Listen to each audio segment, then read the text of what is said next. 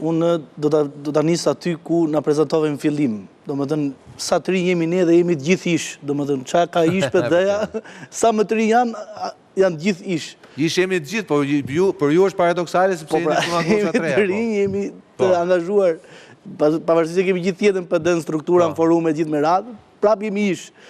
Për faktin e vetëm se PD-ja fatkeqësisht ngeli në atë zhguallin e vet që e mbron për të mbrojtur doktorin dhe për të mbrojtur ata të ngjashmit të doktorit. Dhe fatkeqësisht jemi në këtë situatë që nuk kalojmë dot 30%-in në rang kombëtar. 30-33% në rang kombëtar. Ju thoni si koalicion apo si PD? Si koalicion, ato koalicioni PD-ja se ato tjerat kanë pirë gjithmonë gjakun e PD-s. Po jo, është LSI-ja. LSI-ja ka pasur një pas, po kemi edhe zotin Gjuzi patjetër, po. LSI-ja, ata që ishin pjesë që ndjetën besnik edhe në zgjedhjet e fundit në 2021-shit, ka një shtektiv masiv drejt Partisë Socialiste. LSI-ja ka ngel vetëm si term Partia Lirisë, se ndryshon dhe emrin, po. Ata kanë ikur dhe janë të gjithë të akomoduar drejt Partisë Socialiste. Kemi dhe votimin e fundit në Këshillin Bashkiak Durrësit sot, që bashkoi votat prapë me Partinë Socialiste. Po, rasti sotëm i Durrësit tregoi që Alanca nuk ishte aq madhështore, pra që një parti pjesë që është në zgjedhje. Kjo është drama që është në zgjedhje. Ne që i njohim dhe njerëzit në terren që kanë qenë historikisht pjesë e LSI-s, sot janë në shtabet e Partisë Socialiste, janë pjesë aktive e Partisë Socialiste, në shtabe. Kanë detyra organizative. Po Durrësi si përfundim? Sipas jush? Po nuk ka LSI, LSI-ja vetëm mori... Ju plas si e shikoni dhe Durrësin të. Pas edhe aty vinë ca lajme, mu duhen pabesueshme. Shiko, unë mendoj që rezultatin e 2021-shit Partia Demokratike të harroj. Si Parti Demokratike, jo bashkë me LSI-n. U them, siç aq vota sa që ka marrë Partia Demokratike. 39.diçka. Po, 39.4% si parti, që bashkë me rezultatin e LSI-s vetë 27%. Edhe LSI-ja duhet të harrojë, me qëra fjala. Se LSI-ja shkon në gati 28%. Do më thënë, po t'i bashkojë të dyja përqindjet. 26.diçka. Po, të dyja bashkë ishte 27%. Pësëja ishte 2 pikë sipër. 28.6.7 ka qenë. Një gjë e tillë, po.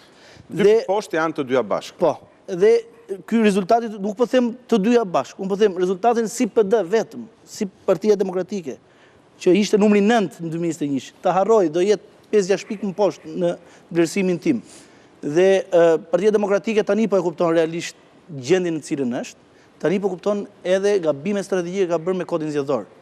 Qofse unë personalisht, se kam qenë pjesë e reformës për kodin zgjedhor, kam qenë ekspert i Partisë Demokratike deri në atë kohë sa ishim pjesë e strukturave, unë kam qenë totalisht kundër me këtë sistem, sepse ky i jep një avantazh në tavolinë Partisë Socialiste. Më fal, mund të pyes lutem, se ajo kaloi në korrik apo jo? Po. Si në çfarë thana ka kaluar, sepse është vërtet një habi e madhe se si zgjedhjet mund të vendosen në këtë mënyrë një vit parë, se kjo është praktikisht vendosësh zgjedhjet. Po, apo jo, je dakord me mua? Ja, po të bëj një analizë. Si kanë rënë dakord, unë se ne ishim pjesë, po të tregoj se edhe publiku mira është i ditë.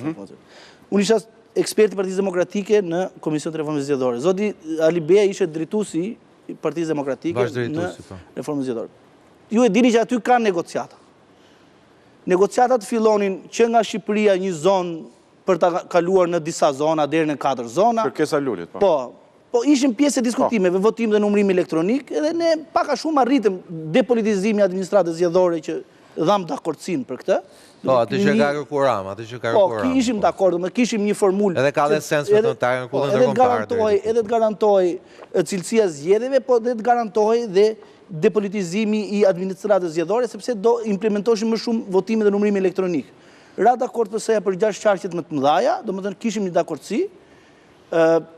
Problemi filloi që Partia Socialiste donte që të bëhesh votimi me listë hapur totalisht 100%, që ne ngunim këmbë dhe nuk e toleronim, se kishim një vendim gjykatës kushtetuese, donte primin. Po. Primin. Kush merr më tepër? Sepse ne kemi kuptuar, Endri, që këtë sistem e ka kërkuar zoti Berisha. Është vërtet? Do të them po. E ka dëgjuar propozimin i zotit Berisha me Ojer Byllykbashi. Ne negociuam për primin, domethënë nuk ram dakord për primin, këtu u prish. U prish këtu. U prish amnistia, u prish reforma, u prish një propozim që ishte për të Komisioni Xhafa që nuk pranoi Partia Demokratike të merrnin pjesë, domethënë ne mbajtëm qendrim konstant në qëndrimet tona politike me idenë që kishim dhe një vendim gjykatës kushtetuese, ishim komod për listat e hapura, nuk negociojmë. Se mjaftonte mos ta votoje kodin dhe ishin listat e hapura, mos bëj asgjë. Zoti Rama si negociator i azakonshëm që është për interesat e veta personale, kuptohet, është ka il bëj marrëveshje dhe me djallin, harroj termi non grata me Sali Berishën, edhe harroj dhe betimi publik që tha unë ule me non grata, ullë me non grata, mori premtimin për komisionin Gjafa, votoj amnistin se ne nuk e votuam, i dha vullën, dhe mbasi bëri gjitha propozimet, Zoti Berisha vajti tha, për kodin zgjedhor dua këtë sistem. Kur e kanë quar sistemi, Zoti Rama ka marrë kohë 2 ditë se nuk e ka besuar, që mund të vite një dhuratë e tillë. Nuk e besoni, domethënë praktikisht ishte pa imagjinueshme. Është vendosësh zgjedhjet një vit parë. Po pra, domethënë ti jep mundësinë që ta vësh në aktivitet Partinë Socialiste në 90% qarqeve. Shiko, dikush më tha Endri dje, mbrëm, pas dikush e kishte parë emisionin, mbrëm tha mund ndodhi një paradoks i tillë që Partia Socialiste mund të marrë më pak vota se në 2021. Mund të marrë më shumë mandate. Dhe mund të marrë më shumë mandate.